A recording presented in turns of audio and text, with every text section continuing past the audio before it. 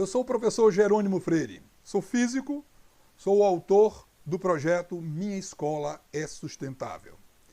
Eu estou aqui, nesses poucos minutos, para discutir com vocês Antropoceno, a era do colapso ambiental. Vocês já ouviram falar sobre o que é Antropoceno? Então esse é o assunto que nós vamos discutir no nosso canal, no canal Minha Escola é Sustentável. Gostaria de falar que nos últimos dias, nas últimas semanas, a mídia tem noticiado em várias partes do mundo problemas relacionados à crise climática. Na Europa, alguns países como França, Espanha, Grécia, têm apresentado temperaturas acima de 45 graus centígrados. E isso tem como decorrência queimadas nas florestas. Na Ásia, temos observado enchentes lá no Paquistão, na Índia, também com queimadas nas suas florestas. E aqui no Brasil, o que nos surpreende são os tornados na região sul. Se me permite, são esses tópicos que eu gostaria de tratar com vocês e que esse assunto possa ser levado no chão da escola, junto com os colegas professores, para ser debatido e, a partir desse debate, procurarmos ter soluções, né, na nossa região, na nossa cidade, na nossa comunidade, para amenizar os estragos da questão ambiental. Bom, o que é antropoceno? Antropoceno, essa palavra está relacionada à modificação na relação que existe entre a espécie humana, nós humanos, e o meio ambiente. Isto está sendo observado que desde a Revolução Industrial, há aproximadamente 250 anos atrás, para vocês terem uma ideia, a economia global, ao longo desses 250 anos, cresceu 135 vezes. A população praticamente foi multiplicada por 9,2, quase 10 vezes, desses últimos 2 séculos. A renda per capita cresceu 15 vezes. Este crescimento é maior do que todo o período dos 200 mil anos anteriores, desde o Homo sapiens. Em resumo, significa dizer que nós humanos estamos interferindo no equilíbrio da natureza e isso tem consequências. Esse é o ponto que eu gostaria de discutir com vocês. Aqui eu coloco uma imagem da nossa Terra. Até então, o único planeta no universo que nós sabemos com certeza que existe vida. E essa camada tênue que vocês estão vendo de espessura aí azulzinha, no nascer do Sol, é a nossa atmosfera. Essa espessura dessa atmosfera é da ordem de 10 quilômetros. Mas se nós compararmos com o diâmetro da Terra, que tem 12.576 quilômetros, ela é aproximadamente 1.200 avos desse diâmetro. Se você imaginar uma esfera de 1,20 m, nessa esfera hipotética, essa camada ao redor do planeta Terra teria 1 milímetro de espessura. Então, para você ter uma ideia, e é nessa região de 10 quilômetros de espessura, que nós temos todos os fenômenos meteorológicos. A vida está exatamente em consequência dessa camada atmosférica. É a luz, a radiação do Sol, do calor do Sol, da luz, que ao incidir nessa atmosfera, parte dela é refletida, parte dela é absorvida e, em alguns casos, absorvida por certos gases, como o metano, o dióxido de carbono. E esse efeito, que é chamado efeito estufa, como vocês sabem, algumas departamentos, lojas de jardinagem têm as suas estufas, né? Isso acontece em regiões de baixas temperaturas, para manter a temperatura quando a incidência de luz passa pelo vidro, essa incidência de luz é absorvida dentro da estufa e parte dela que é absorvida, é refletida, volta na radiação do infravermelho, com um comprimento de onda bem maior do que da radiação incidente. E essa temperatura no interior da estufa mantém ela aquecida. No caso do planeta Terra, esses gases são importantes. E é exatamente esse equilíbrio dessa temperatura que foi abalado ao longo dos 250 anos, desde a Revolução Industrial. Então, o efeito estufa, ele se dá principalmente pela camada de dióxido de carbono, CO2, que é em decorrência dos combustíveis fósseis. Aí dos carros, das fábricas, todo o equipamento, toda máquina que usa através da combustão dos combustíveis fósseis, como carvão, petróleo, esses elementos causam o aumento da temperatura média do planeta, e isso tem causado o desequilíbrio e a mudança climática.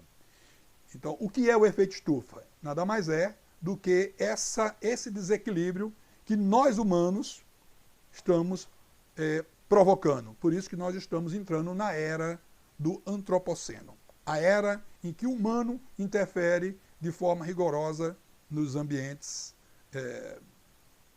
do planeta Terra.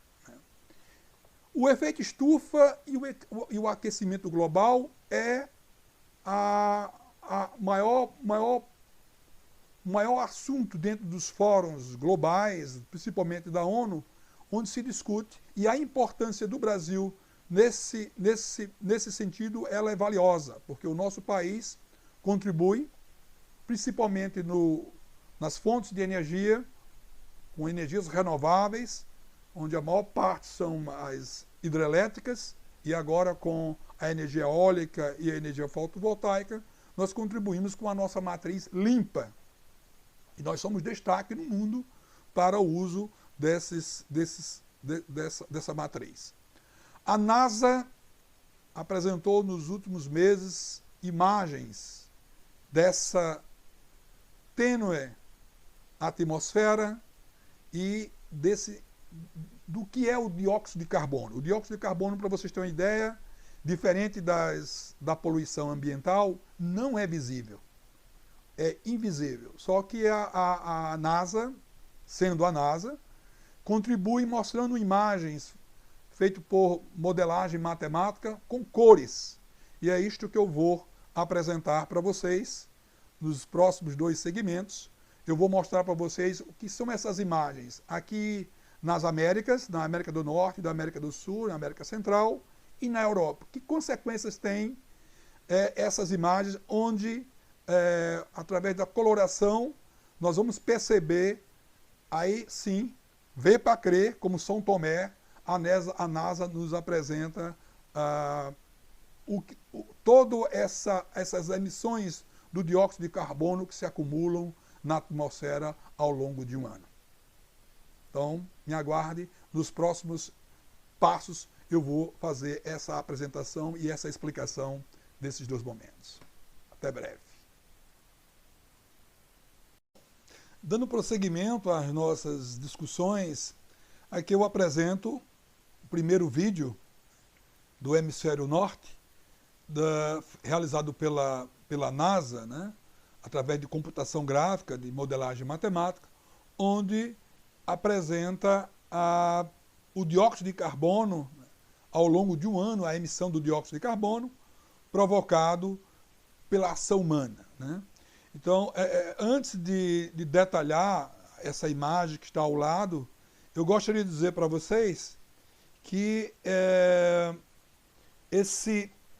esses gases, se esses gases não estivessem presentes, né, para reter parte do calor no planeta, né, a Terra passaria por uma situação parecida com a de Mercúrio. Para vocês terem uma ideia, o planeta mais próximo do Sol, Mercúrio, tem, durante o dia, uma temperatura na ordem de 450 graus centígrados. Praticamente não tem atmosfera. E à noite, essa temperatura cai para 180 graus negativos. Então, essa é uma situação diferente do planeta Terra e, obviamente, pelo planeta Terra ser maior do que Mercúrio, ele retém através da gravidade, da ação gravitacional ao redor, essa tênue atmosfera de uma espessura de 10 quilômetros. Diferente no caso do planeta Vênus, que tem uma atmosfera mais densa. E por ter essa atmosfera mais densa, é o planeta que oferece o maior efeito, o efeito estufa, ou seja, a radiação que penetra na atmosfera de Vênus provoca temperaturas acima de 400 graus centígrados durante o dia. Então, essa variação de temperatura de 450 graus a 180 a 80 graus negativos dificilmente dará condições para que exista vida nesses planetas. As nossas variações de temperatura ficam na ordem de 60 graus, ou seja, do mais quente para o frio, fica nessa variação de temperatura, o que nos proporciona vida no planeta. Bom, esse efeito estufa, ele é causado pelos que nós chamamos dos gases do efeito estufa, né? E esses gases, ao longo desses últimos 250 anos, é que essa incidência, esse aumento desses gases em razão dos combustíveis fósseis, foi que provocou esse aumento médio da temperatura do planeta e que tem provocado essa mudança climática, né? Aí essas altas de temperaturas na Europa, enchente, desertificação, queimadas. Então, todo esse processo que o planeta hoje é debatido na ONU, em todos os países do mundo, com uma preocupação para tentar, né, achar soluções. E aí, uma das soluções é exatamente essa mudança da matriz energética, né? Há uma procura hoje, e aí nós estamos observando a mudança na questão automobilística, os carros elétricos, né? Ponto importante desse nosso trabalho aqui no projeto Minha Escola Sustentável. Nós vamos ter um capítulo do Livro Verde só tratando de carros, a evolução do carro até chegar no carro elétrico, né? E essa é a importância que se dá na mudança, né, da economia verde. Então, esses gases, os mais importantes, é o gás metano, que é o CH4, né? O óxido nitroso, que é o N2O, o fluoreto, fluorocarbonetos, que é aquele que estava que já por lei já foram retirados das geladeiras, dos freezers, né? Então, que provocava na camada de ozônio, né? O chamado buraco da camada de ozônio, que é uma camada mais externa, né? Então, a camada de ozônio também ela é importante para reter a entrada da radiação ultravioleta, que causa, isso aí não é tema hoje dessa nossa fala, mas a radiação ultravioleta ela causa problemas sérios, né, para a saúde humana, e esses são os gases, né, até chegar ao ozônio, que mantém um equilíbrio e que esse equilíbrio está sendo provocado pela maior incidência de emissão desses gases. E aí nós colocamos o dióxido de carbono, que é o que provoca com quase 60%, né, de todos os gases, o que provoca essa mudança climática, né? E essa simulação, já que o dióxido de carbono não é visível, né, ele é um gás invisível, né, a NASA, através de métodos matemáticos, né, tem apresentado em alguns vídeos mostrando a evolução dessas emissões de dióxido de carbono ao longo do ano. Aqui, o ano foi de 2021, e aqui nós temos, né, observe aqui que nas Américas, né, a América do Norte, com certeza o país mais industrializado, o país mais rico do mundo, é que realmente, né, é o que tem provocado, né, e aí você vê aqui em comparação à América do Sul, o Brasil, né, o verdinho. E aqui eu quero só chamar a atenção dessas colorações aqui, para que vocês possam ter uma ideia, né? Assim, temos o seguinte: a queima de combustíveis fósseis de origem humana, né, é essa aqui que está em amarelo. Observe que, né, do hemisfério norte, né, a grande incidência nos Estados Unidos, que é natural, país mais rico do mundo, né? A queima de biomassa humana, né, que está em vermelho, não está muito claro aqui, porque vocês vão ver que na apresentação do vídeo da Europa e da África, vocês vão observar pelas queimadas da África, que usa da cultura deles, né, a queimada das florestas, e você já vê a incidência da biomassa, né, e aí vê as cores em vermelho, né? A queima, no caso, referente à queima da biomassa. Os ecossistemas terrestres, né, que aí é em verde, aqui a gente vê a floresta amazônica, né, por isso que o Brasil né, hoje nós podemos dizer que é o único país do planeta, né, o número 1, the best mesmo, em manter, né, essa sua matriz limpa, e nós temos essa condição aqui, né, de termos, observe que em cima aqui da América do Sul, né, o Brasil como um país continental, nós apresentamos, né, a baixa incidência do dióxido de carbono, né? E o oceano azul, né? A cor azul do oceano não está muito clara aqui, mas o oceano é de cor azul. Os pequenos pontos verdes indicam a absorção do CO2 pelos ecossistemas, sejam terrestres, sejam do oceano. Então, né, como nós podemos ver claramente, né, esse desequilíbrio das emissões do CO2 no hemisfério norte, né, e com relação ao hemisfério sul, né, nós percebemos que o dióxido de carbono ele está bem presente, né, nos países ricos, né, aí no caso específico dos Estados Unidos. Então, concluo essa primeira parte aqui, para que vocês tenham conhecimento dessa contribuição fantástica da NASA, que ela nos possibilita fazermos uma análise de como está a distribuição do dióxido de carbono no planeta. Até o próximo.